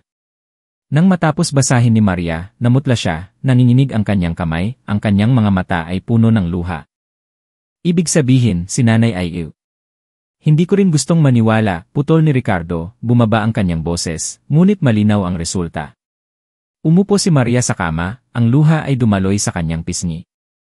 Ang lahat ng hiwa-hiwalay na piraso, ang lugaw, ang kakaibang babae, ang kakaibang amoy, ang tingin ng biyenan, ay biglang nabuo sa isang kakilakilabot na larawan. Pero bakit ginawa iyon ni nanay? Nabulunan siya. Hinigpitan ni Ricardo ang kamay ng kanyang asawa, tatanungin ko siya para malaman ang dahilan. Ngunit una sa lahat, mula ngayon, huwag kang kakain ng anumang bagay na ibibigay niya. Buong gabing iyon, mabigat ang hangin sa bahay. Ngumiti at nagsalita ang biyenan ng normal, inaalok pa rin ang mag-asawa na kumain ng lugaw. Ngunit tumanggi si Maria. Nagdahilan na sumasakit ang kanyang tiyan, si Ricardo naman ay kumain lang ng kaunti at wala nang sinabi pa. Nang gabi, humiga si Maria, nakaharap sa dingding. Si Ricardo ay nag-aalala sa tabi niya. Nag-iisip siya kung dapat ba silang mag-usap ng diretsyo o alamin muna ang dahilan. Kung ang kanyang nanay ay talagang may masamang intensyon. Ang pag-uusap ng diretsyo ay parang pagbubuhos ng gasolina sa apoy. Bandang hating gabi, biglang narinig ni Maria ang tunog sa ilalim ng kusina. Dahan-dahan niyang ginising si Ricardo. Pareho silang lumabas, nakita nilang nakabukas pa rin ang ilaw sa kusina. Mula sa puwang ng pinto, nakita nilang nakayuko ang biyenan sa kaldero ng lugaw. Naglalagay ng isang bagay mula sa isang maliit na tela. Kinagat ni Maria ang kanyang labi, ang luha ay dumaloy. Huminga ng malalim si Ricardo, sinusubukang manatiling kalmado. Alam niya na maaga o huli ay kailangan nilang pag-usapan ito. Ngunit kailangan nilang maghanda ng mabuti dahil hindi lang ito tungkol sa kanya at kay Maria kundi pati na rin sa isang sikreto na maaaring magsira sa pamilya. Nang sumunod na umaga, halos hindi nakatulog si Ricardo. Nakaupo siya sa hapagkainan, pinapanood ang kanyang nanay na abala sa kusina, magulo ang kanyang puso. Si Maria naman ay tahimik na naghuhugas ng pinggan ngunit namumula ang kanyang mga mata. Ang almusal ngayon ay pansit. Ngumiti ang biyenan at inilagay ang mangkok ng pansit sa harap ni Ricardo at Maria, kainin niyo na habang mainit pa, sariwa ang isda ngayong umaga.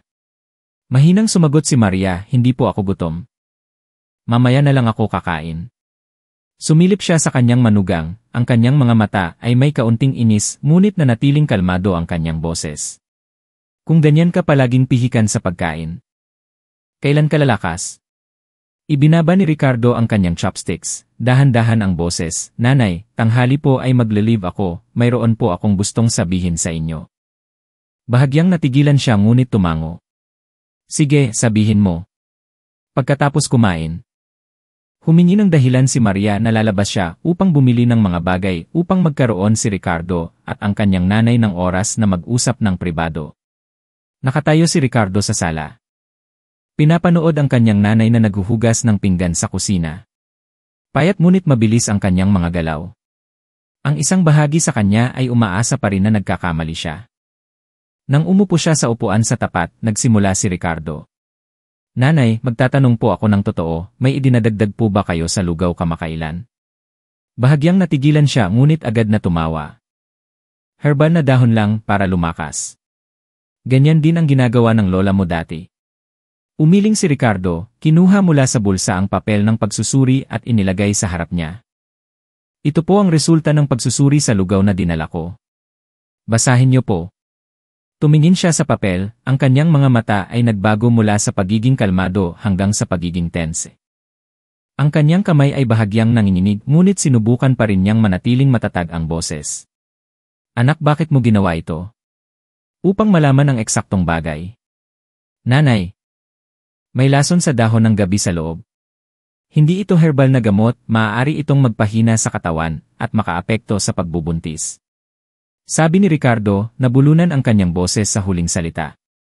Tahimik siya sa loob ng mahabang panahon, ang tunog ng orasan sa dingding ay naririnig at pagkatapos ay bumuntong hininga siya, dahil nalaman mo na hindi ko na itatago. Hinigpitan ni Ricardo ang kanyang kamay, mabilis ang tibok ng kanyang puso. Bakit niyo po ito ginawa kay Maria? Tumingin siya ng diretsyo sa mata ng kanyang anak na lalaki. Ang tingin ay pagod at mapait. Dahil ayokong magkaanak kayo. Ang mga salitang iyon ay parang isang kidlat, hindi makapaniwala si Ricardo. Nanay, ano po ang sinasabi niyo? Huminga siya ng malalim at dahan-dahan, hindi mo alam, ngunit ang tatay mo ay namatay hindi dahil sa sakit. Naaksidente siya habang sinusubukang habulin ang anak ng ibang babae. Natigilan si Ricardo. Hindi niya kailanman narinig ang kwentong ito. Nanay. Tatay. Nanatili akong tahimik sa loob ng mahigit 20 taon dahil ayokong kamuhian mo siya. Ngunit ang babaeng iyon ay ang nanay ni Maria. Sabi niya, bumaba ang kanyang boses. Noong bata pa si Maria, ang nanay niya ay may relasyon sa tatay mo. Ang gabi na namatay siya ay dahil narinig niya na naaksidente ang babae. Nagmadali siyang hanapin siya at pagkatapos, hindi makapaniwala si Ricardo sa narinig niya. Ang imahe ng kanyang mabait na asawa at ang nanay ng kanyang asawa ay biglang naging malabo. Pero iyon ay kwento ng nakaraang henerasyon. Ano ang kasalanan ni Maria? Tanong ni Ricardo. May bahid ng pagkawala ng pag-asa. Alam kong walang kasalanan si Maria. Tumingin siya sa ilalim, nanginginig ang boses, ngunit tuwing makikita ko siya, nakikita ko ang imahe ng babaeng iyon. Sinubukan kong tanggapin. Ngunit nang marinig ko na gusto niyo ng magkaanak, natakot ako na ang bata ay magdala ng dugo ng taong sumira sa aming pamilya. Umakma si Ricardo ng isang hakbang paatras, pakiramdam niya ay naawa siya sa kanyang nanay, ngunit galit din at walang magawa. Naintindihan niya ang sakit ng kanyang nanay, ngunit nakita rin niya ang kakilakilabot na kawalan ng hustisya na ginawa kay Maria. Nanay, mali po kayo. Nabulunan ang boses ni Ricardo. Hindi si Maria ang kanyang nanay, ang aming mga anak ay walang kasalanan. Tahimik siya, dumaloy ang luha sa kanyang pisngi. Ito ang unang pagkakataon na nakita ni Ricardo na umiyak ng husto ang kanyang nanay. Alam ko ngunit tuwing naiisip ko, hindi ko mapigilan. Iniisip ko lang kung hindi kayo magkakaanak. Mas madaling matanggap ang lahat. Tumayo si Ricardo ng tahimik sa loob ng mahabang panahon. Hindi niya agad mapapatawad ang ginawa ng kanyang nanay, ngunit hindi rin niya maaaring basta na lang siyang iwan. Sa kanyang isipan, maraming tanong ang lumitaw. Dapat ba niyang sabihin kay Maria ang totoo? Kakayanin ba ni Maria ang shock kapag nalaman niya ang pinagmulan? At kung hindi niya sasabihin, paano sila magpapatuloy sa kanilang buhay? Ang tunog ng gate sa labas ay naririnig, bumalik na si Maria. Mabilis na inilagay ni Ricardo ang papel ng pagsusuri sa kanyang bulsa, sinusubukang manatiling normal. Pinunasan ng kanyang nanay ang kanyang luha, tumayo at pumunta sa kusina. Pagpasok ni Maria, nakita niya ang kakaibang hangin, ngunit hindi siya nagtanong. Tahimik lang siyang nag-aayos ng mga bagay sa lamesa na parang naghihintay ng isang bagay. Alam ni Ricardo na ang totoong pag-uusap sa pagitan niya at ni Maria ay hindi maaaring iwasan. At kapag nangyari iyon, marahil ay magiging sandali na magpapasya sa kapalaran ng kanilang tatlo. Nang hapong iyon, umulan, ang bawat patak ay nahulog sa bubong. Ang amoy ng basang lupa ay malakas. Nakaupo si Maria sa tabi ng bintana, hawak ang kanyang baba, nakatingin sa labas, ang kanyang mga mata ay malayo. Nakatayo si Ricardo sa likod, pinapanood ang kanyang asawa, mabigat ang kanyang puso. Alam niya na hindi niya maaaring panatilihin ang sikreto na ito ng matagal. Minsan, ang katahimikan ay mas malupit kaysa sa katotohanan. Ngunit natatakot siya, natatakot na kapag nalaman ni Maria. Daang-daang beses ang sakit niya kaysa sa kalungkutan niya ngayon. Lumapit si Ricardo, dahan-dahang inilagay ang kanyang kamay sa balikat ni Maria. Mahal, mag-usap muna tayo ha? Lumingon si Maria. Kalmado pa rin ang kanyang mga mata tulad ng dati, ngunit sa loob ay may isang malabong layer ng pagod. Sige, ano ang gusto mong pag-usapan? Umupo si Ricardo sa tapat. Tahimik sa loob ng ilang segundo na parang kumukuha ng lakas ng loob. Nagsimula siya sa isang dahan-dahang boses, naalala mo pa ba ang mga panahong nagluto si nanay ng lugaw para sa iyo kamakailan? Bahagyang kumunot ang noo ni Maria. Naman, bakit mo iyan tinatanong? Ako dinala ko ang isang bahagi ng lugaw para ipasuri, sabi ni Ricardo. Ang kanyang mga mata ay hindi inaalis sa mukha ni Maria. Bahagyang nagulat si Maria. Suriin, para saan? Dahil nagdududa ako na mayroong isang bagay na hindi normal. Nabulunan ang boses ni Ricardo. At ang resulta ay nagpapakita na mayroong isang sangkap mula sa dahon ng gabi sa lugaw. Hindi ito nakamamatay na lason, ngunit kung inumin ng matagal ay magpapahina sa katawan. At magpapahirap sa pagbubuntis. Natigilan si Maria, sa isang iglap ay hindi siya makapagsalita, nakatingin lang siya kay Ricardo, na parang naghihintay na may sasabihin pa siya. Huminga ng malalim si Ricardo. Tinanong ko si nanay, hindi siya tumanggi. Sinabi niya na ayaw niyang magkaanak tayo. Tumayo si Maria, ang upuan ay bahagyang tumagilid. Nagsimulang bumigat ang ulan sa labas, ang tunog nito sa bubong ay lalong mabilis. Ayaw niyang magkaanak tayo, ulit ni Maria, nanginginig ang boses, ang kanyang mga mata ay puno ng luha. Bakit? Yumuko si Ricardo, pakiramdam niya ay sinikip ang kanyang lalamunan. Dahil sa kwento ng nakaraang henerasyon. Sinabi ni nanay dati, ang tatay ko at ang nanay mo ay nagkaroon ng relasyon sa labas. Ang aksidente ng tatay ko ay dahil nagmamadali siyang hanapin ang nanay mo. Napahinto si Maria, namutla ang kanyang mukha.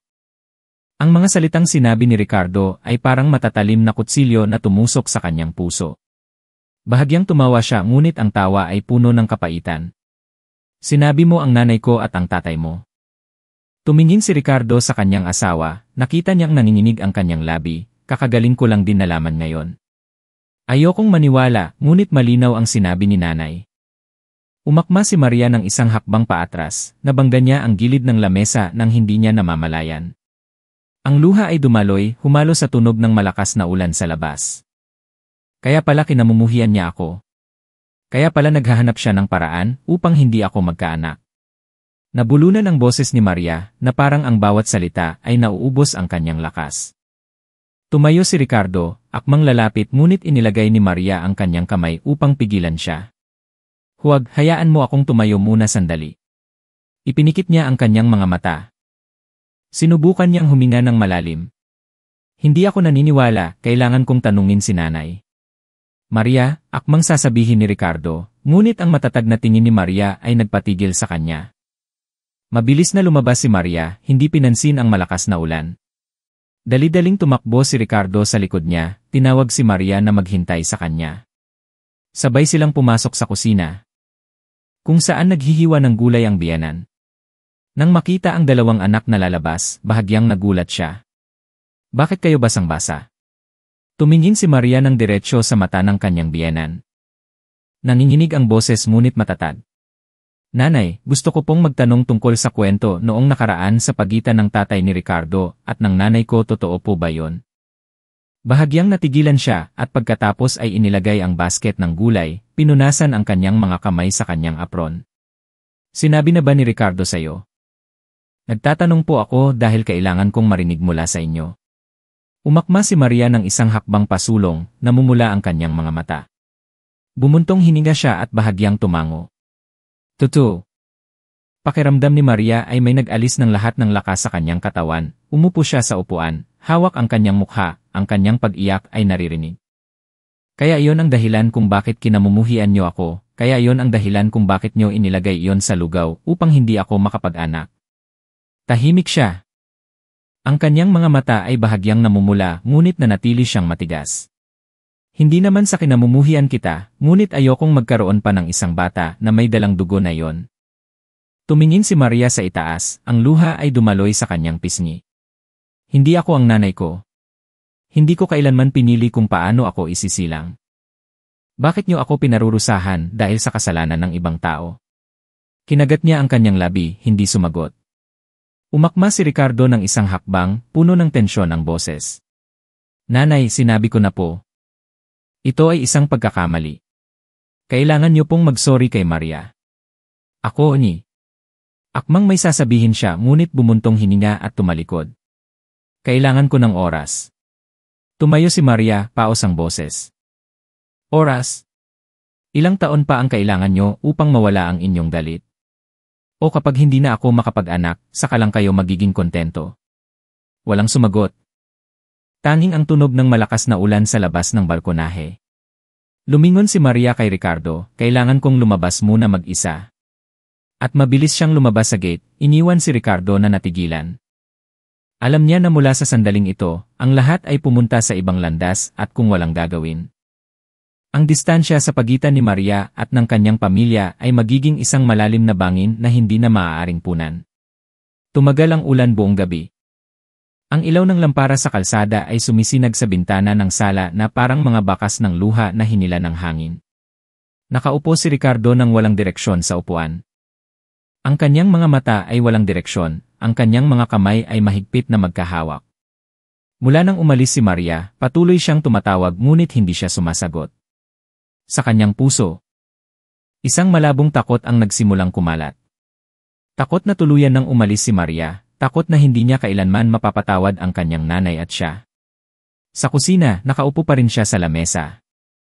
May hawak na malamig na tasa ng tsaa, ang kanyang kulay abong buhok ay bumaba. Ang kanyang mga mata ay nakatingin sa labas ng malakas na ulan, ngunit ang kanyang isipan ay nasa malayong lugar. Paminsan-minsan ay bumubuntong hininga siya, mahina niyang ipinikit ang kanyang mga mata na parang gustong iwasan ang imahe ng luha sa mga mata ni Maria kaninang hapon. Tumayo si Ricardo, lumapit. Nanay, hindi natin maaaring hayaan na maging ganito ang lahat. Bahagyang umiling siya, alam ko pero hindi ako sanay mag-sorry. Hindi ito tungkol sa pagiging sanay o hindi, nanay. Sinubukan ni Ricardo na kontrolin ang kanyang boses, ngunit ang kanyang galit ay naririnig sa bawat salita. Ito ay tungkol sa kaligtasan ng aming kasal.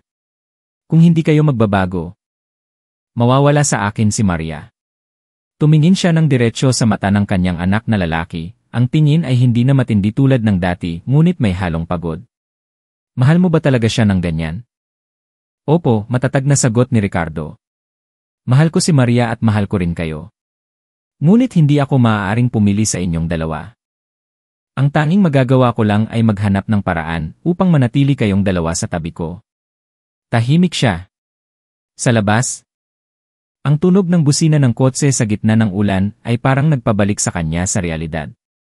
Ibinaba niya ang tasa ng tsaa sa lamesa, tumayo. Sige, susubukan ko. Naglakad si Maria sa ilalim ng ulan. Walang payong, ang malamig na patak ng tubig ay humalo sa kanyang luha na nagpatigas sa kanyang mukha. Hindi niya alam kung gaano na siya katagal naglalakad. Alam lang niya na dinala siya ng kanyang mga paa sa isang maliit na parke sa dulo ng kalsada. Umupo siya sa isang batong upuan. Inilagay ang kanyang katawan na parang gusto niyang itago ang buong mundo sa loob ng kanyang manipis na damit. Sa kanyang isipan, ang mga salita ni Ricardo at ng kanyang biyenan ay paulit-ulit na naririnig, ang bawat pangungusap at salita ay malalim na nakatatak sa kanyang alaala. Biglang may isang kamay na dahan-dahang inilagay sa kanyang balikat. Tumingin si Maria. Nakita niya si Ricardo na nakatayo doon, basang-basa. Maria, patawad, sabi niya. Nanginginig ang boses dahil sa lamig. Hindi ko dapat hinayaan na harapin mo ito mag-isa. Bahagyang umiling si Maria, hindi mo kasalanan. Hindi ko lang maintindihan kung bakit kinamumuhian ng isang tao ang isang tao dahil sa nakaraan ng ibang tao. Umupo si Ricardo sa tabi niya, naintindihan ko, ngunit kailangan mo ring maintindihan. Si nanay ay nabuhay buong buhay sa sakit at galit. Hindi niya alam kung paano magpatawad ngunit sinusubukan niya. Lumingon si Maria, bahagyang nagulat. Sinusubukan. Gusto kanyang makausap. Tumingin si Ricardo ng diretsyo sa mata ng kanyang asawa. Ngayon, sasabihin niya ang mga bagay na hindi niya kailanman sinabi sa kahit sino. Tahimik si Maria sa loob ng ilang segundo at pagkatapos ay bahagyang tumango. CJ. Ngunit ito na ang huling pagkakataon na bibigyan ko siya ng pagkakataon. Nang bumalik sila sa bahay, nakaupo na siya sa sala. Ang dilaw na ilaw ay sumisinag sa kanyang mukha na nagpapalinaw sa mga malalim na kulubot na parang saksi ng panahon at sakit. Umupo si Maria sa tapat. Si Ricardo ay nasa gitna ng dalawa na parang isang marupok na tulay. Nagsimula siya, Maria, patawad. 3 simpleng salita, ngunit para sa kanya. Ito ay parang pagpunit sa kanyang pride na pinanindigan niya sa loob ng maraming taon. Dati, totoo na nagkaroon ng relasyon si Ricardo at ang nanay mo. Alam ko na ang kwento bago pa man ako magpakasal, ngunit nanatili akong tahimik. Hanggang sa araw na namatay ang asawa ko sa isang aksidente, hindi ko siya mapatawad. Mula noon, kinamumuhian ko ang lahat ng bagay na may kaugnayan sa nanay mo, kasama ka, kahit na wala ka namang ginawang mali. Nakikinig si Maria, namumula ang kanyang mga mata. Kung gayon, bakit mo ako sinubukan saktan? Yumuko siya. Dahil natatakot ako na kung magkaanak ka, makikita ko ang dugo na iyon na patuloy na umiiral. Ngunit sa mga nakaraang araw, nang makita ko kayong dalawa ni Ricardo na nagkakalayo dahil sa bagay na ito, nalaman ko na pinapatay ko ang kaligayahan ng sarili kong anak na lalaki. Tumingin siya sa itaas. Ang kanyang mga mata ay puno ng luha, hindi ako naglakas loob na humingi ng agarang kapatawaran, ngunit kung pumayag ka, babayaran ko.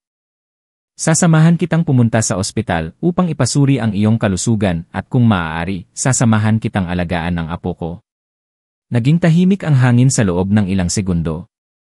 Huminto na ang ulan sa labas, tanging ang tunog na lang ng patak ng tubig mula sa bubong ang naririnig.